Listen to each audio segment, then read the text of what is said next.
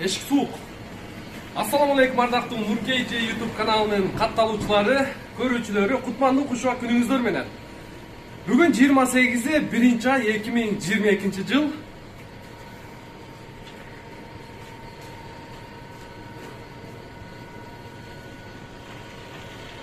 Ойлоңуздарбы, доставкада иштеп атат деп. Туугандар, мен сиздерге таксиде бирок канча иш болуп атат, ачыгын айтып коеюн. Такси выкуп, аренданы токтотуп туруңуздар. Мен сиздерге өзүңүздөр көргөндөй доставкада иштеген бул инибизди жолдон жолуктуруп калып, ушундан сиздерге маалымат катары видео тартабыз деп азыр жолдон эле сүйлөшүп калдык. Өзүңүздөр көрүп турасыздар, велосипед менен доставка кылат экен. Анда эмесе бул инибизден канча жылдан бери иштейт, графики кандай, айлык маянасы кандай, анан велосипед өзүнүкү же арендабы, ушу доставка тууралуу сиздерге жакшылап маалымат жеткирип коеюн. Артында азыр доставкасы бар экен, кичинекей доставкам бар дейт. Чогуу көрөбүз, эмнени салып алган. Бул биягына калчылабы.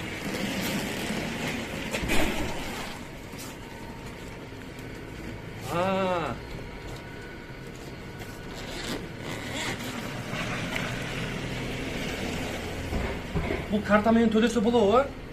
Туугандар, көрдүңүздөрбү? Карта менен төлөйт экен, если безналичный оплата болсо. Бар экен.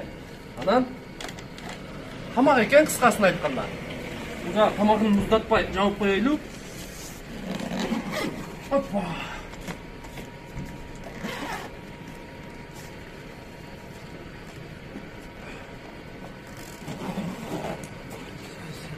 Сиздер видеону аягына чейин көрүңүздөр. Мен азыр бул инибизден сиздерге жакшылап комментарий алып берейин. Сиздер дагы эгер иштейин дей турган болсоңуздар, кантип каякта регистрация болуп иштейсиздер, сиздер менен чогуу калабыз. Майда кар жаап атат, бирок асман ала булут, майдалап шубаттап бир нерсе жаап атат. Анда эмесе сиздер менен чогуу сурайлы. Кандайсың иним? Жакшыбы, ден соолугуң? Иштеп атасыңбы, чарчабай? Немен кичине түшүрүп алгын, жакшы угулбай калат экен, катуу сүйлөй бересиң, мүмкүн болушунча болгондой мындай жеткиргенге аракет кылайлы экөөбүз. Өзүң тааныштырып койсоң? Мен Топчубаев Бекболсун. Ош областынын Өзгөн районунун Кароол айылынан болом. Учурда Москва шаарында курьерчилик доставкада иштеп жүрөм. Канча жылдан бери иштейсиң ушунда?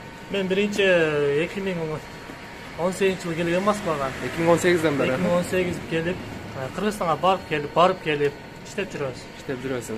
Анан кандай графикте иштейсиң? Мен безбухана иштейм. Безбухана иштейсиң. Канчадан канчага чейин? 11ден 11ге чейин. 11ден 11ге чейин. Велосипед өзүңкү? Велосипед өзүңкү. Канчага алгансың? Мен жаңы 60 миңге алдым. Жаңы 60 миңге. Уже канча жыл болду? Жүзүн алган 3 ай болду.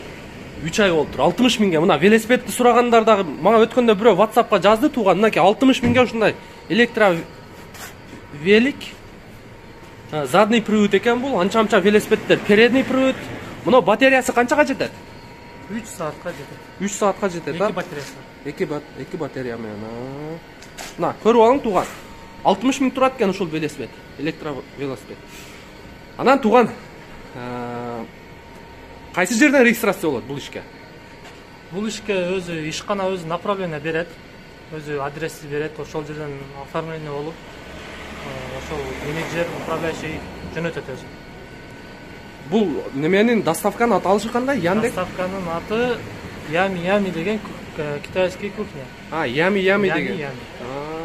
Ями, Додо пицца, Delivery Club, башка экен да? Башка. Ями өзүнчө башка компания. Китайский кухня экен да? Китайский кухня. Заказ көппү? Заказ биздин эмеде фирмада жакшы эле. Биздин эмеде ресторанда жакшы эле. Күнүнө средний 15 заказ кылабыз. 15 заказ кыласың. Ошондо 11ден 11ге чейин 12 саатта 15 заказ. 15 заказ. Анан тыйыны канча болуп калат? Бизге заказына 210дон төлөнөт. Бир заказга 210. Анан саатына 50 сомдон төлөнөт. 260 общий. Ошондо 12 саат иштесең, 12 саатка 600 сааты. Saat 600 болот. Заказ 210 кетет. Ошондо бир күндө канча чыгат? 3,5-4 мың чыгасы болот. 3,5-4 мың. Анан чиби да болобу? Чиби болот. Чиби сөзсүз болот, а? Сөзсүз. Анча клиенттер, а? Чиби сөзсүз. Анан Ями-Ямиге регистрация болуш үчүн кайсы адрес? Бул Ями-Яминин кухнясы көп, Москва боюнча бир 10дон ашык эмеси бар. Кухня. Болбосом Google'дан эле терип, урматтуу Гуглдан көрүүчүлөр. терип дагы заявка таштап, через интернет блоктор аркылуу кирсе болот. Через заявка таштап, ошентип катталып иштесе болот. Кыргыз балдар көппү иштеген? Бизде основной кыргыздар көп. Биз 1 ай чогуу калганбыз. 1 ай. Өзүңөрдүн эле айылыңар Ями-Ямиде. Молодец. Өтө сонун. Көрдүңүздөрбү? А мындайда арендага каяктан табат? Арендага Москвада Телеграмдан, группалардан тапса болот. Группалар бар. Арендасы канча мынын азыр? Арендасы күнүнө 400-500. Охо. Бир Матиздин эле акчасы турбайбы, өзү негизи акчасы деле бир Матиз экен мунунчу. Кичинекей 2 дөңгөлөктүү Матиз экен да. Да бир сыйра көрсөтүп коеюн туугандар. Азыр бул кышында ыңайда айдалгандыктан кичине баягы өзүнүн ырайына келбей турат. Атак жакшылап карасаңыздар өтө сонун экен. Акчасы да бир Матиздин акчасы турат, арендасы дагы бир Матиздин арендасы экен. Жакшы жери заказдар опоздание болбойт. Өз убактысында жеткиргенге өтө чоң жардам берет.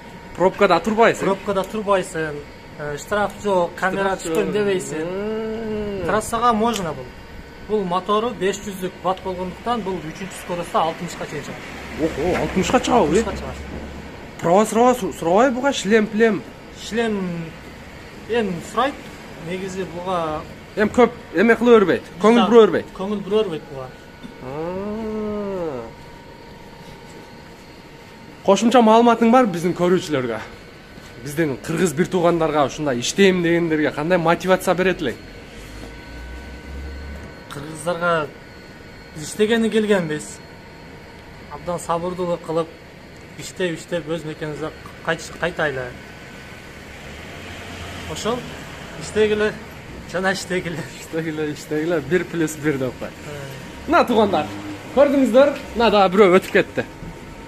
Колун көтөрүп кой. Ушундай, эгер электро велик менен иштейм десеңиздер, 60 миңге аласыздар.